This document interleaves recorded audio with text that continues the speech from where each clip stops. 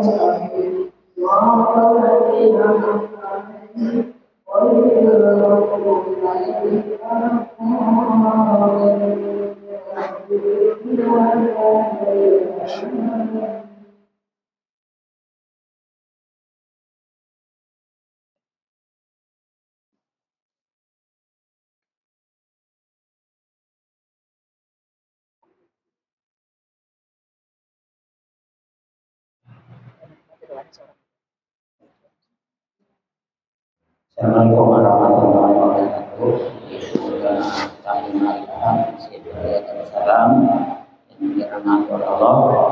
Bismillahirrahmanirrahim. Alhamdulillahirrahmanirrahim.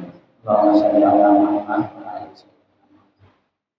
Sebelum kita mengikuti rangkaian tausiah pada pagi hari ini, kami informasikan hasil selawatan pada hari Ahad tanggal 4 Desember 2022 telah kami terima sebesar 488.000 rupiah.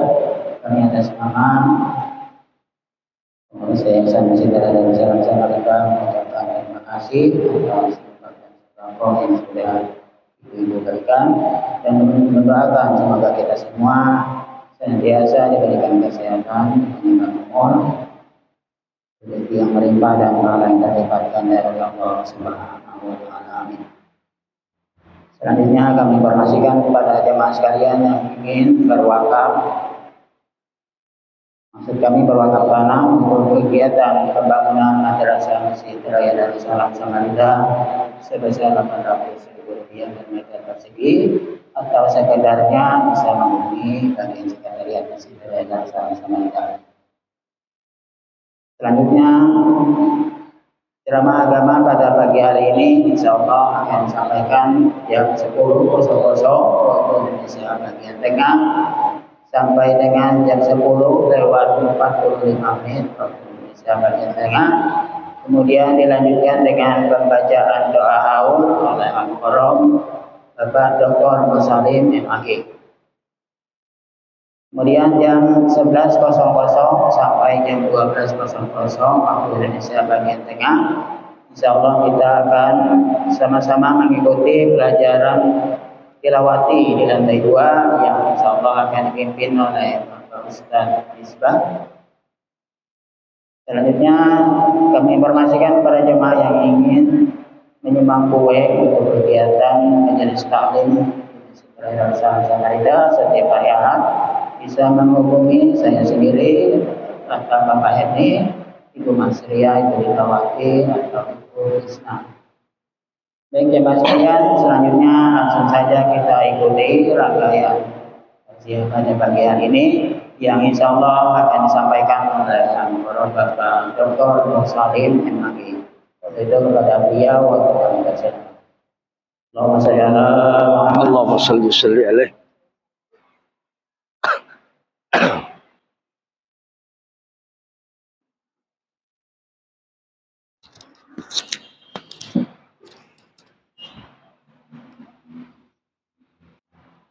Pakai Mas.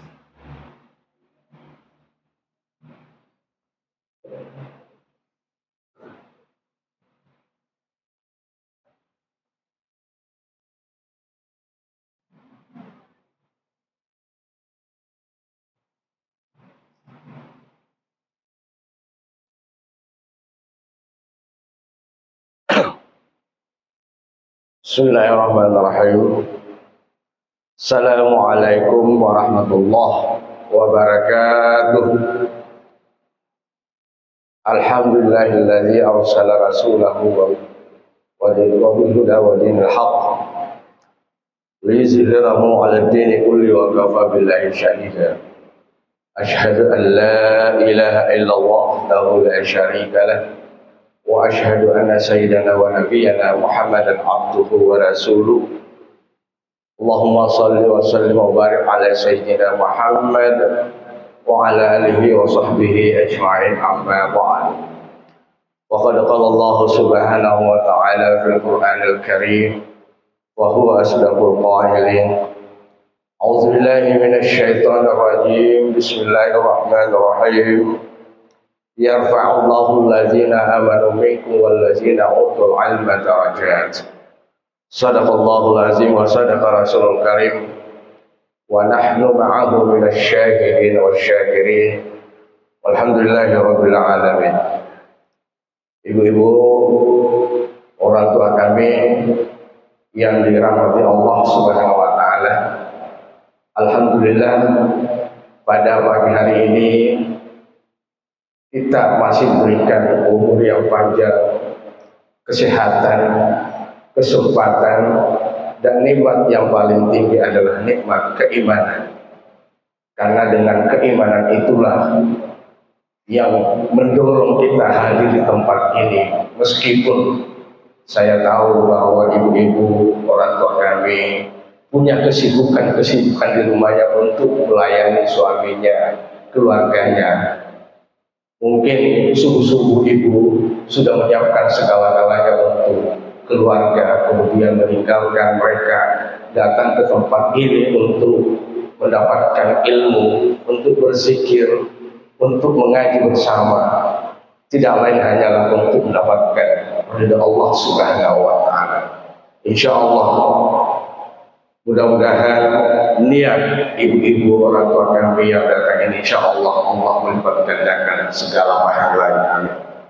Oleh karena itulah pada kesempatan yang singkat ini, saya ingin memberikan sedikit tausiah, saling mengingatkan diri saya, ibu-ibu. Meskipun sebenarnya kalau ada sisi untuk mendapatkan ilmu, boleh dikatakan bahwa hal seperti orang tua kami yang umurnya mungkin ada sudah 70-an, tapi tidak menyurutkan semangat untuk menuntut ilmu. Karena menuntut ilmu itu bukan hanya di sekolah, di mana saja kita bisa mendapatkan ilmu untuk belajar. Oleh karena ini saya ingin menyampaikan beberapa hadis Rasulullah Shallallahu Alaihi Wasallam bagaimana keutamaan mengikuti majelis ilmu, keutamaannya. Yang pertama, keutamaan orang yang mengikuti atau yang menghadiri majelis ilmu seperti apa yang dilakukan oleh ibu-ibu ini. Yang pertama adalah Rasulullah menjanjikan bahwa orang yang senantiasa datang untuk ke tempat majelis ilmu dimudahkan jalannya untuk mendapatkan surga. Berarti ibu ini adalah wajah-wajah penghuni surga insyaallah. Kata Rasulullah, man salaka tariqan yatlubu fihi ilman sallallahu bihi tariqan min turuqil jannah. Kata Rasulullah, barang siapa menempuh jalan untuk menuntut ilmu, pergi mencari ilmu, karena memang ilmu itu harus dicari, maka Allah akan memudahkan jalannya untuk menuju surga. Kenapa? Karena salah satu persyaratan orang bisa mendapatkan surga adalah ilmu. Kita tidak bisa melaksanakan ibadah sholat tanpa ilmu. Bacaan-bacaan di dalam sholat harus selalu belajar. Karena ibu dulu pernah belajar membaca Al-Quran, membaca bacaan-bacaan sholat, itu adalah proses mencari ilmu. Syarat untuk mendapatkan surga adalah harus berilmu, ilmu agama. Nah, jadi Rasulullah menyatakan bahwa barang siapa yang ingin memudahkan dirinya untuk mendapatkan surga adalah ilmu. Jangankan surga akhirat, surga dunia ini, kenikmatan dunia ini, kalau kita tidak punya ilmu, susah kita mendapatkan sebuah kesenangan. Tapi tidak mutlak juga bahwa orang yang berilmu adalah senang. Tergantung daripada orang yang akan mendapatkan ilmu itu. Kalau ilmunya dimanfaatkan untuk kemaslahan dirinya dan kemaslahatan orang lain, akan mendapatkan kenikmatan surga. Misalnya, ibu dapat ilmu di sini, kemudian kita juga ajarkan kepada tetangga kita, keluarga kita, itu adalah kemudian ilmu itu dilaksanakan oleh orang yang kita ajarkan. Betapa bahagianya perasaan kita. Coba Bu, kalau misalnya kita ajarkan orang satu huruf Al-Quran, kemudian dia pintar ngaji di hadapan kita dengar betapa perasaan kita. Itu adalah sebuah kenikmatan. Perasaan kita kenikmatan yang sangat luar biasa. Termasuk juga misalnya kita ngaji di sini, kita ajarkan anak cucu kita, kemudian anak cucu kita pintar, betapa enak perasaan kita. Alhamdulillah, anak cucu saya bisa ngaji. Apalagi nanti di akhirat. Yang penting kita menuntut ilmu, tidak ada tendensi lain, tidak ada tujuan lain, hanya untuk mendapatkan ridha Allah Subhanahu wa Ta'ala. Bahkan orang yang mengajarkan ilmu itu, kalau misalnya kita mengajarkan orang, kita dapat pahala mengajar ilmu itu. Misalnya dapat 10, kemudian orang yang kita ajar, kemudian dia juga ajarkan ilmu yang pernah kita ajari itu, dia juga ajar 10 orang. Kali 10, kita bisa dapat sekian ratus pahala yang kita dapatkan kepada orang yang akan kita ajar itu. Misalnya seorang guru yang ngajar muridnya ngajar lagi, setelah berhasil dia melimpah, termasuk amal jariah. Jadi nanti ibu kalau sudah belajar di sini, jangan juga pelit. Diajari juga tetangga kita yang semampu kita. Misalnya kita di sini ajari mengaji, yuk kita juga ajak saudara kita belajar. Kalau dia tidak bisa datang ke sini, kita ajar mengaji di rumah dan sebagainya. Atau kita ajak mengaji lah, misalnya setiap malam, minimal satu halaman, minimal setengah lembar. Ya. Cuma kita kadang-kadang misalnya ngaji ini kan angin-anginan, nanti bulan Ramadan semua ngaji, padahal mestinya kan sementara kita duduk-duduk kan kita bisa memanfaatkan waktu ngaji. Kalau tidak bisa ngaji dengan bacaan, kan cukup kita baca apa yang kita hafal. Ibu-ibu mungkin sudah hafal ya sih. Tapi kalau paling ini adalah surah Al-Fatihah, kita baca sebanyak-banyaknya. Ini termasuk amalan yang diajarkan oleh guru saya. Ketika kita mendapatkan sebuah kesulitan, mungkin tidak ada doa-doa yang kita hafal. Bagaimana? Diajarkan oleh guru saya, katakan, kamu baca Al-Fatihah sebanyak-banyaknya. Insya Allah, karena di dalam Fatihah itu kan ada doa di situ. Iyyaka na'budu wa iyyaka nasta'in. Ihdinas siratal mustaqim. Ya Allah, berikanlah petunjuk jalan yang lurus. Kita baca sebanyak-banyaknya. Kita sakit baca Al-Fatihah. Kalau seandainya cuma itu, agama kita memudahkan. Kalau tidak bisa baca dengan mushaf itu, ya kita hafal. Faqra'u ma tayassara minal Qur'an. Bacalah yang paling mudah dalam Al-Qur'an. Kalau cuma itu saja bisa kita baca. Tapi kalau seandainya bisa kita baca 30, ayo baru kita ajarkan kepada orang lain. Kalau orang laksanakan, betapa banyak pahala kita. Kita pahala membacanya sendiri, kemudian orang yang kita ajar yang membaca dan dapat pahala, kita juga dapat pahala tanpa mengurangi pahalanya orang yang baca Al-Quran. Hadirin jamaah rahimakumullah. Yang kedua, mendapatkan ketenangan dan rahmat dan dimuliakan oleh malaikat. Orang yang senantiasa datang untuk mengikuti majelis ilmu, belajar agama untuk kepentingan dirinya dan keluarganya, masyarakatnya, Kata Rasulullah, wa majtama'a qaumun fi baitin min buyutillah yatluna kitaballahi wa yatadarasuna bainahum illa nazalat alaihim sakinah wa ghashiyatuhum ar-rahmah wa khaffatuhumul malaikatu wa zakarahumullahu fi man indahu. Kata Rasulullah, tidaklah suatu kaum berkumpul di salah satu rumahku, maksudnya masjid, membaca kitabullah, membaca Al-Quran dan saling mempelajarinya, melainkan akan turun kepada mereka ketenangan. Mereka akan dinaungi oleh rahmat Allah Subhanahu wa taala dan akan dilingkupi para malaikat, dan Allah akan menyebut-nyebut mereka di sini para makhluk Allah itu. Jadi orang yang datang, apalagi termasuk kita di sini, kita belajar di masjid. Setelah kita selawat, setelah ini dengarkan tausiah, setelah ini ada doa-doa, setelah ini ada lagi bacaan, belajar Al-Quran. Apalagi sebenarnya kalau biasa kan orang belajar Al-Quran kan yang muda-muda ini, tapi ibu-ibu ini kan umurnya sudah hampir 80 tahun. Ada nenek kita itu di belakang ini mungkin sudah 80 tahun lah. Alhamdulillah masih sehat, dia datang ke masjid. Ini adalah sebuah kesyukuran luar biasa. Belajar itu tanpa ada batas. Mulai dari kita baru lahir sampai kita masuk dalam kubur belajar.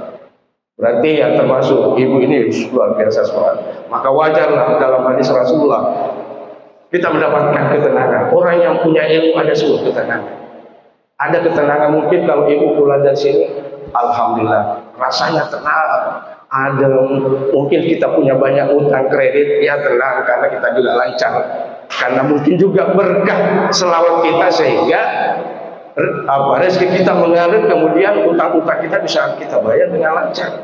Karena kita tidak tahu namanya doa itu, kita tidak tahu doa yang mana kita diterima oleh Allah. Apalagi kita berjamaah berdoa di sini, bisa saja yang pimpin doa tidak diterima doa, tapi yang mengaminkan adalah diterima doanya.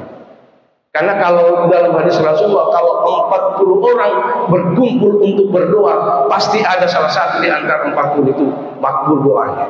Dan ketika dia ikut mengaminkan, kita juga ikut mendapatkan terkabulkan doa kita. Mungkin saja doa yang kita minta itu bukan itu yang sebenarnya datang, tapi doa nikmat-nikmat yang lain. Misalnya kita minta kekayaan, bukan kekayaan yang datang, tapi justru mungkin kita sehat. Apalah artinya kaya tapi tidak sehat? Tapi alangkah baiknya kalau kita sehat, kita juga punya rezeki yang banyak. Nah, hadirin jamaah rahmatullah, kita diberikan. Dan ketika kita belajar seperti ada malaikat yang datang, dan bahkan malaikat itu menyebut-nyebut kita, si A datang gini, si A, dan didoakan oleh Allah Subhanahu wa taala. Luar biasa.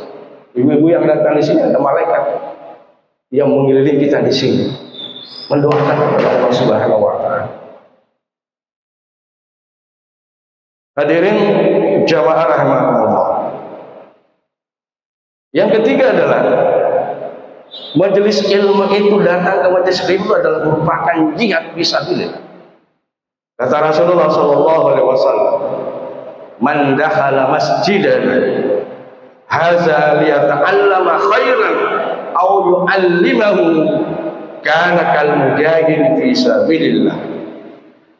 Kata Rasulullah sallallahu alaihi wasallam, siapa yang memasuki masjid kami, ini maksudnya Rasulullah itu masjid di Madinah. Tapi itu waktu itu baru ada di masjid di Madinah. Tapi dimanapun saja sebuah tempat yang kita datangi untuk kita belajar, menuntut ilmu agama, kata Rasulullah sallallahu alaihi wasallam, liyata'allama khairan, untuk belajar sebuah kebaikan. Ya, ini maksudnya adalah belajar untuk bagaimana memberikan kita supaya kita selamat dunia dan akhirat. Au yu'allimahu, atau mengajari orang. Jadi mengajar itu bukan hanya seperti kami ini yang pernah sekolah dan ibu bisa mengajar. Bahkan ya satu huruf saja kita ajar itu adalah termasuk kita guru. Kalau tidak salah dalam ungkapan Ali bin Abi Thalib, Siapa yang mengajari saya satu huruf Al-Quran, itu adalah guru saya. Berarti mengajar kita satu huruf Al-Quran, kita termasuk guru, berarti kita juga mengajar. Ya, mungkin ibu ya pasti kan tahu semua huruf hijaiyah. Ngajar saja satu huruf hijaiyah kepada orang, itu mendapatkan pahala. Kata Rasulullah, yang datang belajar dan yang mengajar kal mujahid fisabilillah, seperti orang yang mujahid fisabilillah di jalan Allah Subhanahu wa taala. Cuma yang kadang-kadang kan mujahid ini, jihad ini kadang-kadang hanya diartikan artinya sempit. Orang yang pergi berperang.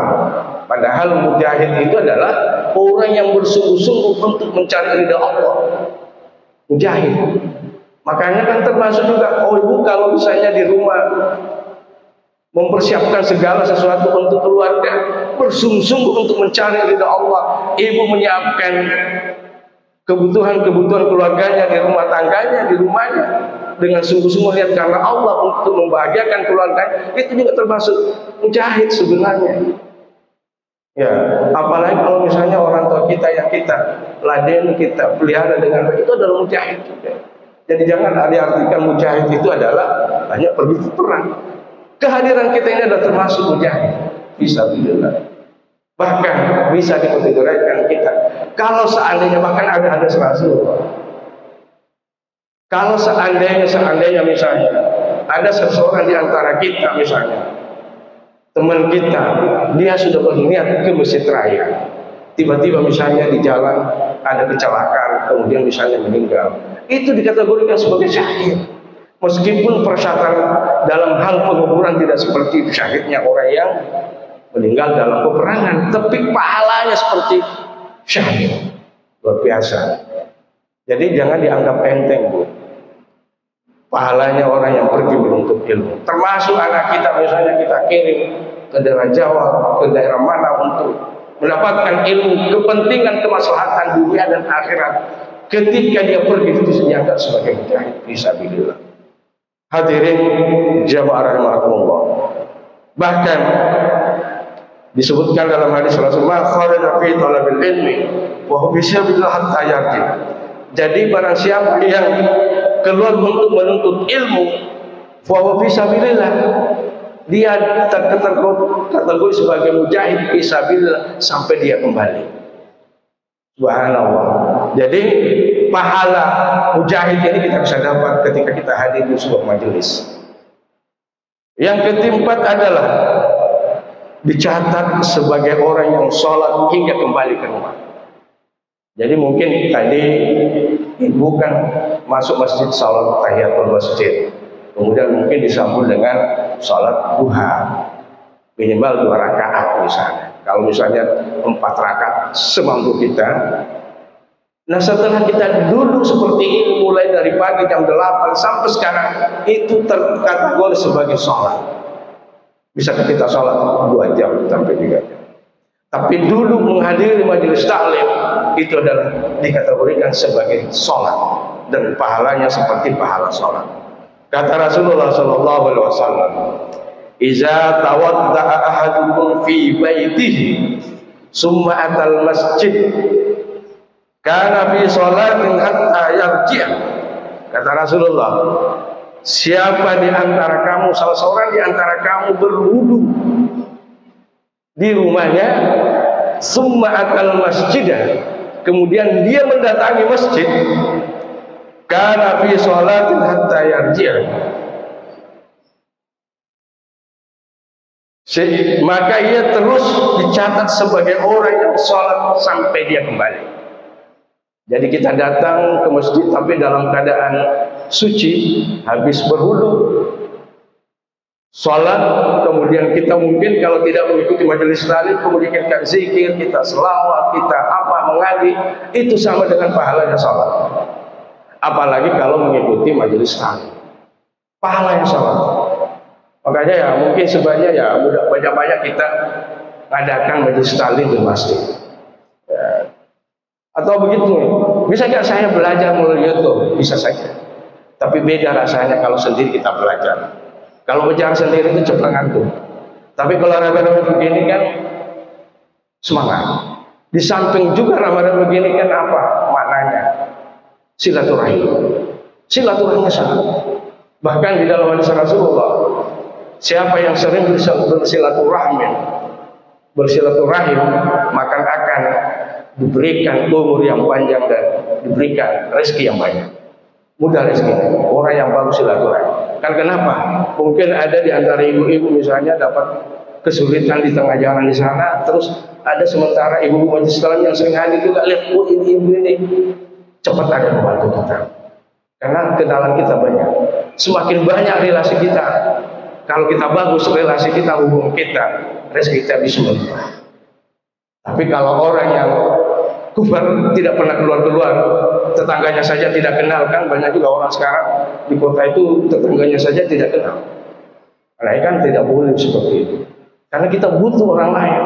Bagaimana kalau kita sakit, tiba-tiba ada sakit, siapa yang bisa membantu kita? Kalau bukan tetangga kita. Maka jangan baik-baiklah sesama tetangga kita. Itu salah satu bisa memperpanjang umur dan memperbanyak rezeki. Hadirin jamaah rahmatullah. Jadi kita berwudu di rumah, kita sholat tahiyatul masjid, atau paling tidak kita sholat duha 2 rakaat minimal. Setelah itu kita ngaji tadi, mungkin sebelum ini kan ada ngaji ya surah Yasin, setelah itu kan baca sholat tiba dan sebagainya. Itu luar biasa pahalanya.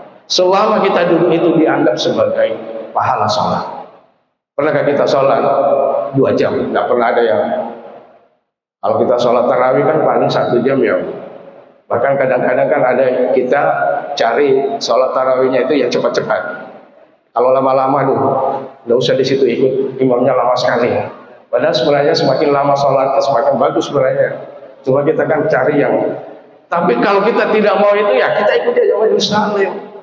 Pahalanya sama dengan sholat selama kita duduk di dalam masjid. Hadirin jamaah rahmatullah. Selanjutnya, berpahala seperti haji yang sempurna. Jadi kalau ibu bapak ibu tidak punya duit untuk bisa umrah atau tidak bisa haji, datang ke majelis taklim, pahalanya sama. Ya, kata Rasulullah, man kana ilal masjidi la yuridu illa an yata'allama khairan aw yu'allimahu kana lahu ajri hajjin tamam hijjah. Kata Rasulullah, siapa yang bersegera pergi ke masjid hanya untuk tujuan belajar dan mengajar, maka seperti orang itu adalah orang yang hajinya secara sempurna. Jadi banyak sekali Pak Bu amalan yang bisa pahalanya seperti dengan haji. Cuma kadang-kadang wah katanya kan tidak pakai songkok haji, nanti kan tidak dipanggil ibu haji.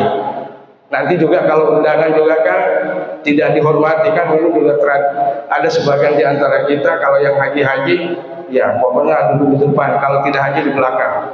Ini kan tidak boleh seperti itu. Berarti hajinya salah ini. Berarti hajinya bukan lillahi ta'ala. Ya, kalau tidak dipanggil Pak Ibu Haji marah-marah. Tidak dikasih namanya Ibu Haji di situ, hajah ini tidak mau haji undangan. Berarti padahal gelar haji itu mau dikasih haji atau tidak itu tidak ada masalah. Karena haji itu adalah ibadah seperti sholat. Kenapa tidak pernah kita dikatakan Pak Ibu sholat ini? Ya, kan ini ada di antara kita gengsi-gengsian dengan gelar-gelar itu, berarti itu salah hajinya. Belum mabrur namanya haji. Kata di kampus saya haji mabrur. Ya, artinya ya hajinya hanya sekedar simbol. Tapi, nah kalau kita tidak, bahkan kan ada hadis Rasulullah, siapa yang datang ke masjid pada subuh harinya berjamaah, kemudian dia tunggu sampai terbit matahari, dia zikir, kemudian setelah matahari terbit kemudian sholat isyraq, dia kan pahalanya sama dengan umrah haji. Cuma kan susah nih, sulit. Kalau ibu mungkin kan nanti ditunggu suaminya ini.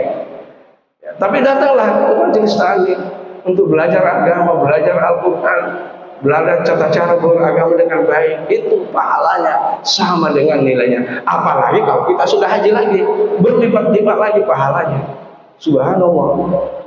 Jadi kalau misalnya ada di antara saudara-saudara kita pengen sekali haji, tapi tidak ada duit atau umrah, datang saja kita ajak ke masjid. Kalau memang ingin tujuannya adalah untuk mendapatkan pahala. Kecuali kalau hanya mau sekedar gagah-gagahan ya, lain lagi ceritanya Bu.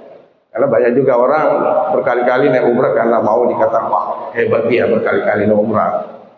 Ya, tapi tidak apa-apa lah, kan duitnya sendiri. Cuma yang penting jangan karena ada kemauan-kemauan ingin dikata, ingin dipuji dan sebagainya. Kemudian pahala daripada orang yang belajar mengikuti majelis taklim itu dimintakan ampun oleh penduduk lain, dan ini luar biasa. Kata Rasulullah, Inna Allah malaikatuhu ahlas samawati wal ardiyin hatta namlah fi hujriha hatta al-huta yusalluna ala muallimin nasi khair. Sesungguhnya Allah dan para malaikatnya, penduduk langit-langit dan bumi-bumi, hingga semut-semut yang ada di dalam sarangnya. Kata Rasulullah, hingga ikan-ikan yang ada di laut benar-benar semuanya berselawat memohonkan doa kepada orang yang datang menuntut ilmu di masjid. Kita didoakan. Ikan-ikan yang ada di sungai doakan kita. Para malaikat mendoakan kita, ya Allah, berikanlah kesehatan dia, berikanlah kenikmatan dia, berikanlah rezeki kepada dia, berikanlah pemahaman agama yang baik sehingga dia bisa selamat dunia dan akhirat. Luar biasa kita ini menghadiri majelis taklim, belajar ini kita didoakan oleh para malaikat, oleh penduduk yang ada di langit dan penduduk yang ada di bumi ini, termasuk binatang pun juga berdoa mendoakan kita, ikan-ikan. Subhanallah. Jadi mudah-mudahan kita tetap, kalaupun misalnya wah ini lagi saya ini, ya paling tidak kita senantiasa berupaya. Kalau misalnya kita tidak bisa setiap minggu, kalau memang bisa tiap minggu, alhamdulillah, luar biasa. Apalagi kalau ibu kan punya kesibukan di rumahnya tentu saja, tetapi masih menyempatkan hadir. Apalagi kan majelis taklim di Masjid Raya ini kan sudah puluhan tahun. Bahkan bukan di antara ibu-ibu ini sudah ada yang sudah ikut sampai di atas 10 tahun. Subhanallah.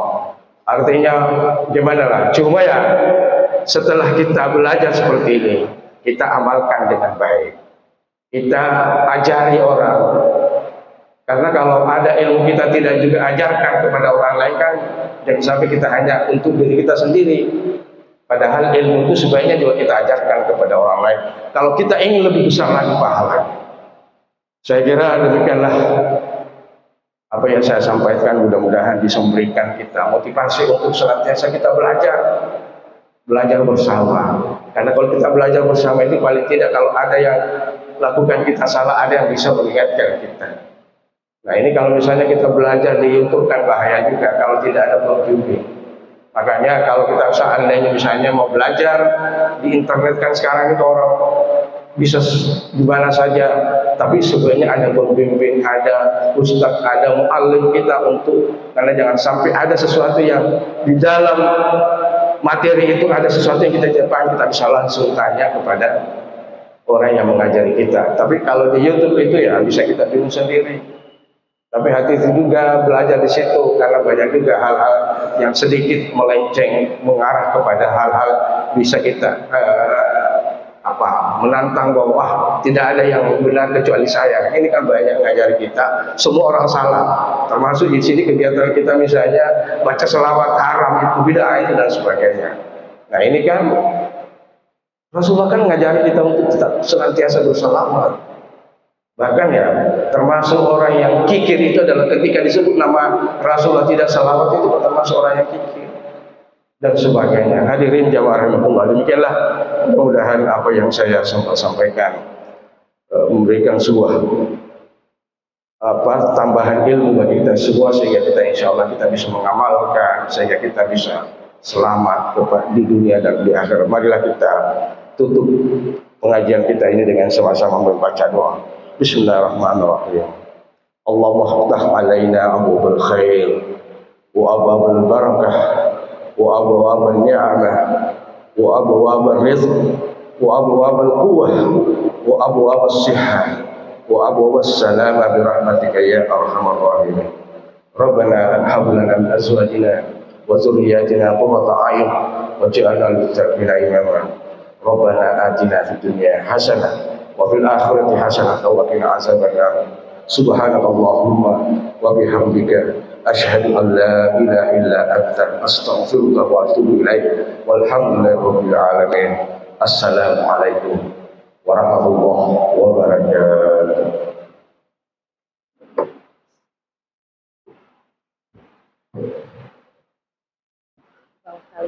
Oh iya, terima kasih banyak Bu. Insya Allah, mudah-mudahan berkah. Amin. Jadi sudah Bu, selesai Bu. Ya, terima kasih banyak Bu. Assalamualaikum.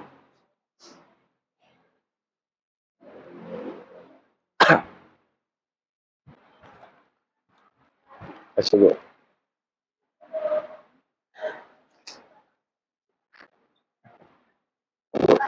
Tergantung tempat ya, Pak? Ya Bu. Tergantung tempat kah? Tempatnya kalau di masjid itu lebih besar. Ya sebaik. Tapi sebenarnya ya di mana saja bisa yang penting. Sama saja. Tapi afdalnya ya bagus di masjid. Oh, di masjid.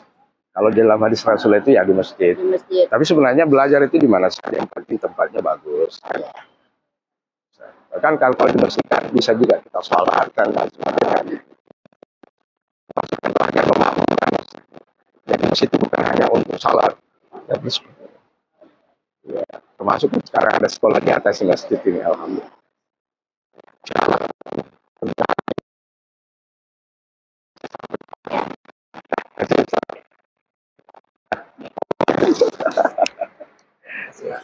Salam